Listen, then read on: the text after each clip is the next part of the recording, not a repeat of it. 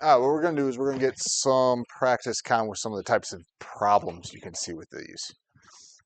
It'd be nice if they just kind of said, hey, here's square root of something. What's the answer? But, that's not always how it works. So before we get to that, we're going to fill in this table here with our perfect squares.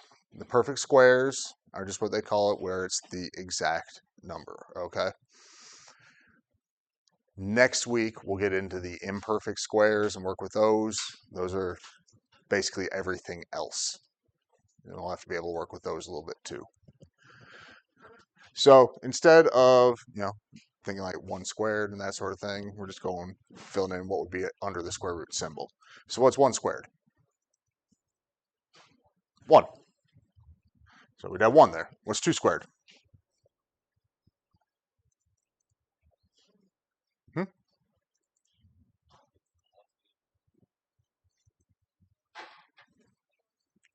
4. What's 3 squared? 9. 4 squared? 5 squared? 25. 6 squared? 7 squared? 8 squared?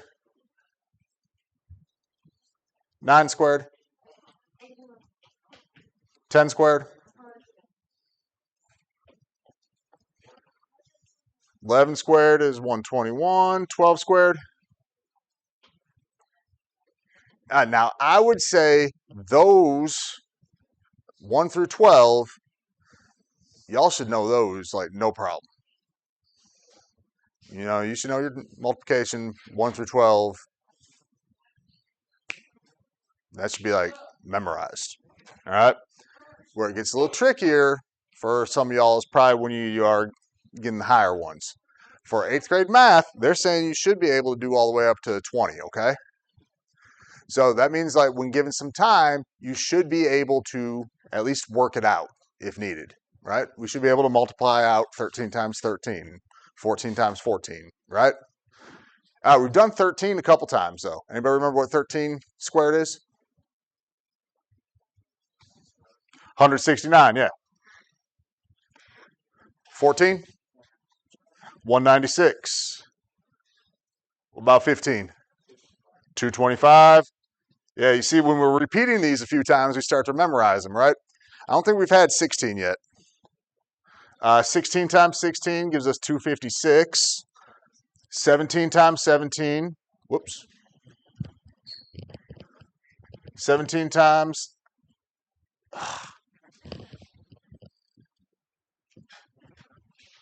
17 times 17 gives me 289. 18 times 18 is 324. 19 times 19 would be 361. 20 times 20 is going to be 400. Okay?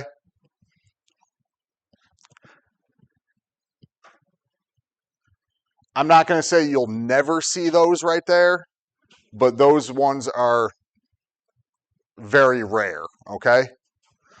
1 through 15 you might see, 20 you might see. Okay? 16, 17, 18, 19, very unlikely. Okay? Anybody got any questions on those? Like I said, 1 through 15, hopefully, they're starting to look a little familiar already with like a little bit of practice, right? All right, for the cubes, same idea. What's 1 cubed? 1. Yeah. Anything once repeated, right, is going to be 1. What's 2 cubed? 8. 2 times 2 times 2 is going to give us 8. 3 cubed? 27. 4 cubed? 64. 5 cubed? 125. 6 cubed?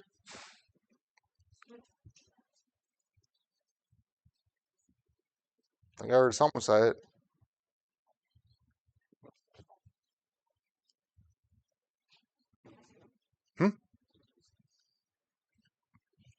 216. 7 cubed. 7 cubed is going to give us 343. Everybody remember 8?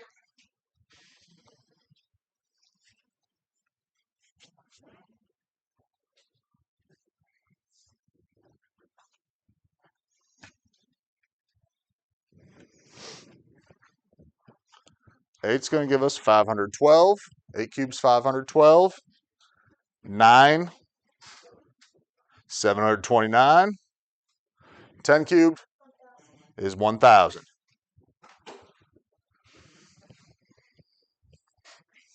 All right, same idea.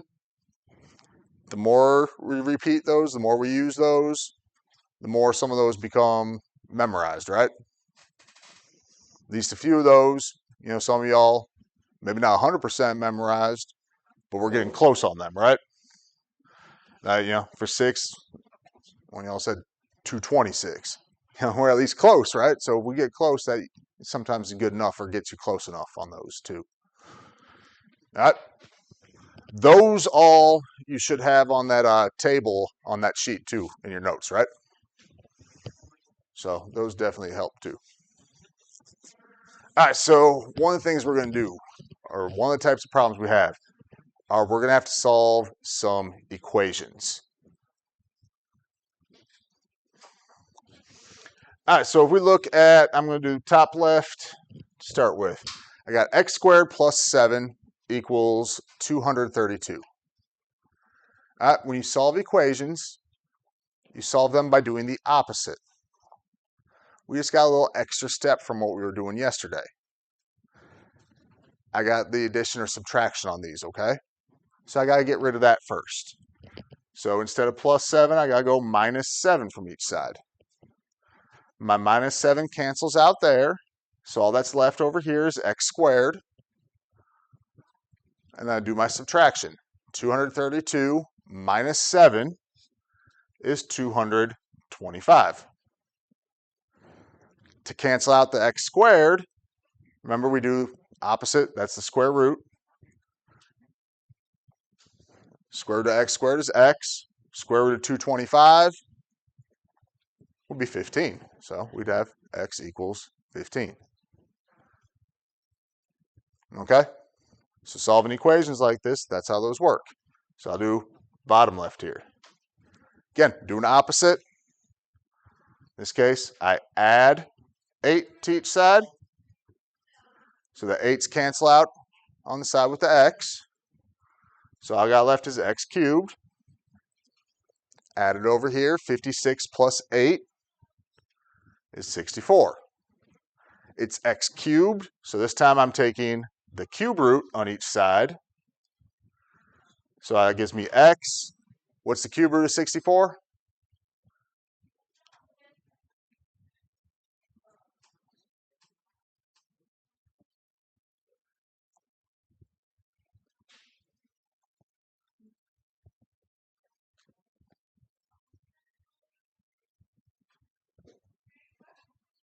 What's the cube root of 64?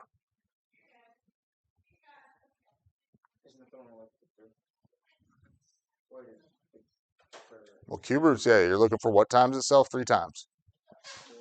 4, yeah. Well, x would equal 4.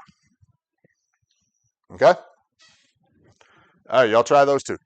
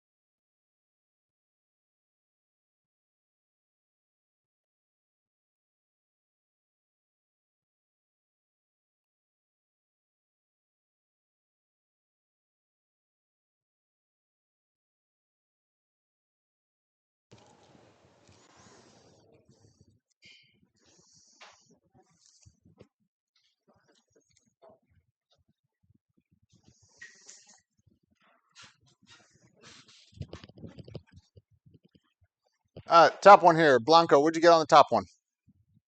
3 is correct. We subtract 6 from each side. So I get x cubed equals 27. We take the cube root. So we get x equals 3. Bottom one. David? 8's correct. We add 9 to each side. Cancel it there. So we got x squared equals 64. We're taking the square root. Square root of 64 is 8. We got x equals 8. Any questions on those? So occasionally you'll see equations with the square roots where you got to do that one step first, where you got to add or subtract before you take the square or cube root. Yeah, you add it to both sides. You get it to cancel out on the side with the variable, just like these 7th grade equations you would solve. And if you do something on one side of an equation, do the same thing to the other side.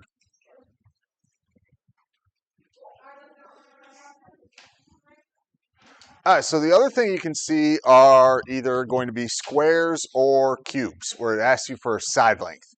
Sometimes they'll ask you for a little bit something different, and we'll get to those types too, but we'll start with this.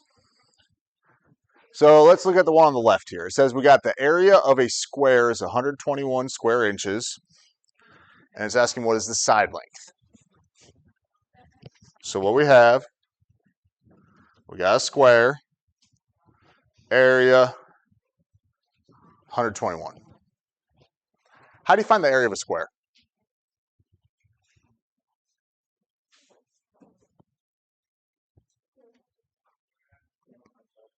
Length times height, base times height, length times width, whatever you want to call it, right? You're multiplying to the sides, right? And on a square, the sides are the same, right? So you're looking for what two numbers times itself equal that area, right? So what two numbers times itself equals 121? 11. So what that means is the side length has to be 11, right? And that's what it's asking for. So if you have a square and it asks you for the side length, that's all it's looking for, is basically the square root of the area, okay? Over here on the right side, I've got the volume of a cube is 343 cubic inches. And again, it's asking for the side length.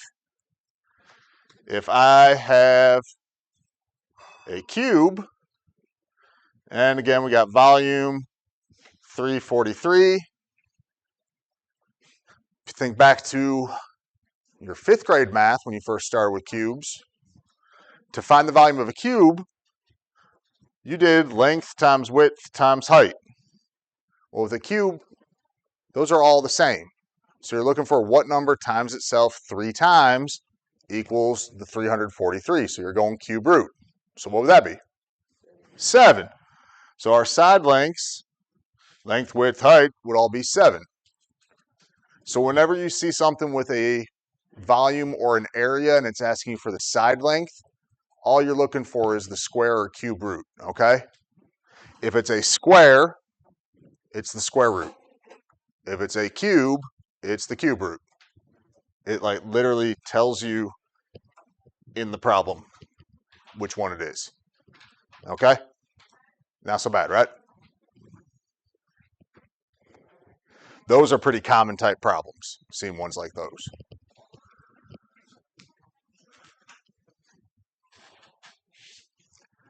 All right, so these are pretty similar. Y'all give these two a try. It's the same type idea, just different way of wording it, okay?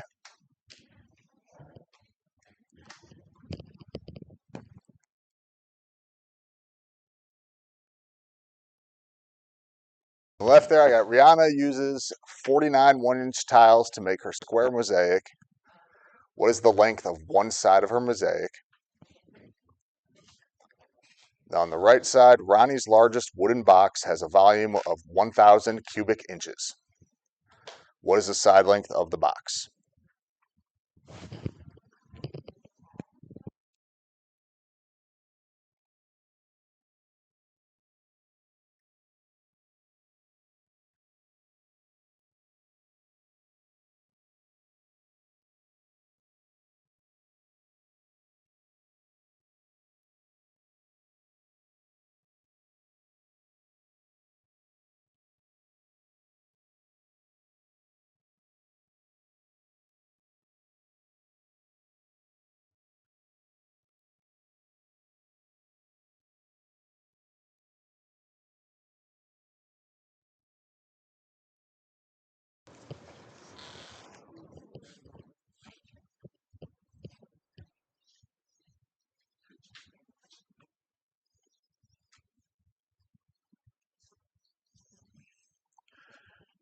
Who can tell me side length here for Rihanna?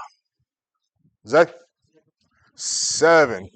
We got a square with an area of 49. That means each side length has to be 7. 7 times 7 will give us 49. All right, so Ronnie here on the right side, we got a wooden box with a volume of 1,000. Braxton, what we got for the side length? 10's correct. Same idea. We got a volume of 1,000. What we would have to have would be 10 times 10 times 10 to make that 1,000. Okay? It's the same type of math as just having like, oh, square root of 1,000, or sorry, cube root of 1,000, or square root of 49. It's just adding a whole lot of words to it or making it worded differently, right? It's not anything more difficult than what we did the last couple days.